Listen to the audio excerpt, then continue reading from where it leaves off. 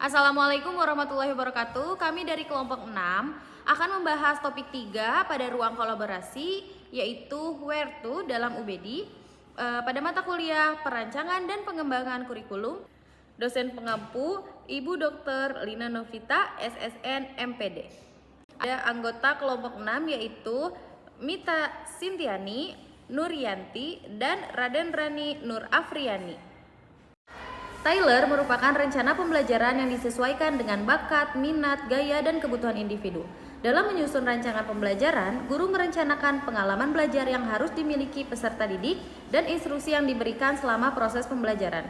Agar menciptakan pembelajaran yang efektif, maka bagi guru untuk mengetahui dengan jelas mengenai karakteristik peserta didik, minat, gaya belajar, dan kemampuan di dalam kelas. Guru sangat dianjurkan untuk membuat profil belajar peserta didik sesuai dengan tujuan pembelajaran yang ada di kelas. Hal ini akan membantu guru dalam mengelola kelas serta memberikan pengajaran yang lebih baik. Pertanyaan pertama adalah bagaimana mengakomodasikan berbagai kebutuhan perkembangan, gaya belajar, pengetahuan sebelumnya, dan minat peserta didik sambil tetap menjaga arah pembelajaran pada tujuan. Kelompok kami menjawab, dalam pelaksanaan pembelajaran UBD, kita perlu mengetahui tujuannya terlebih dahulu, di mana dalam proses untuk mencapai tujuan belajar, kita perlu mengenal terlebih dahulu karakteristik dari peserta didik. Karakteristik peserta didik ini mencakup gaya belajar, minat serta kemampuan peserta didik dalam memahami pembelajaran.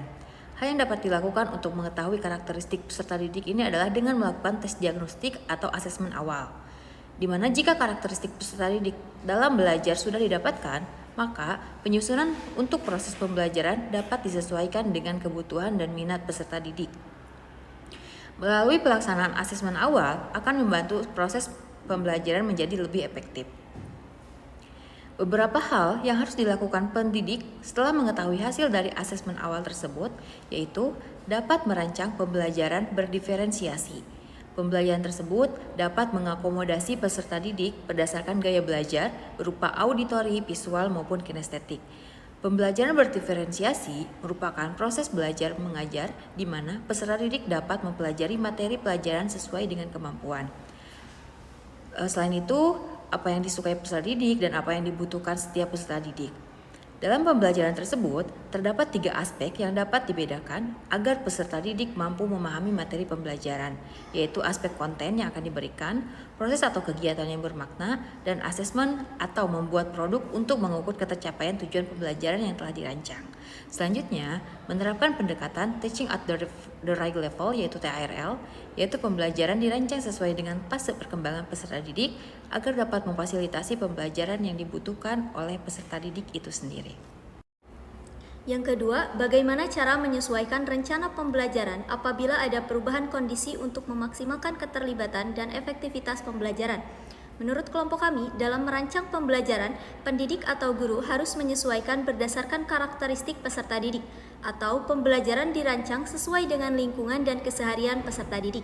Artinya, pembelajaran dilakukan secara kontekstual, agar guru dapat mengidentifikasi mengenai permasalahan yang akan muncul, sehingga guru dapat menciptakan alternatif pembelajaran yang sesuai dengan kebutuhan peserta didik.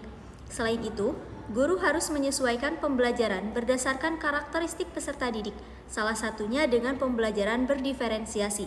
Pembelajaran tersebut memungkinkan guru untuk memberikan dukungan kepada peserta didik. Perencanaan pembelajaran berperan sebagai acuan bagi guru untuk melaksanakan kegiatan pembelajaran yang bermakna, efektif, dan efisien. Sehingga perencanaan pembelajaran disarankan untuk bersifat luas dan fleksibel yang menyesuaikan dengan respon peserta didik dalam proses pembelajaran yang sesungguhnya. Dengan menggunakan pembelajaran berdiferensiasi, guru memiliki kesempatan dan kewenangan untuk mengubah dan memodifikasi konten, proses, produk, dan lingkungan belajar di kelas. Hal ini dilakukan untuk memaksimalkan keterlibatan dan efektivitas pembelajaran di kelas. Contoh nyata pembelajaran UBD di sekolah diantaranya menyajikan materi yang bervariasi, diskusi kelompok sesuai dengan arahan guru.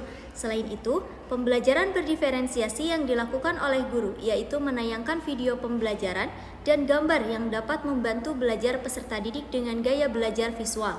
Kemudian, untuk peserta didik dengan gaya belajar auditori, guru memanfaatkan video tersebut untuk menjelaskan kembali kepada peserta didik serta memberikan kesempatan pada mereka untuk berbicara.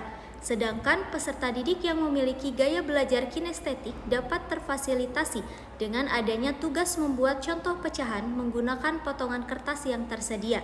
Dalam aspek asesmen pun, guru memberikan LKPD yang disesuaikan dengan kemampuan peserta didik serta adanya pendampingan bagi yang memiliki kemampuan rendah.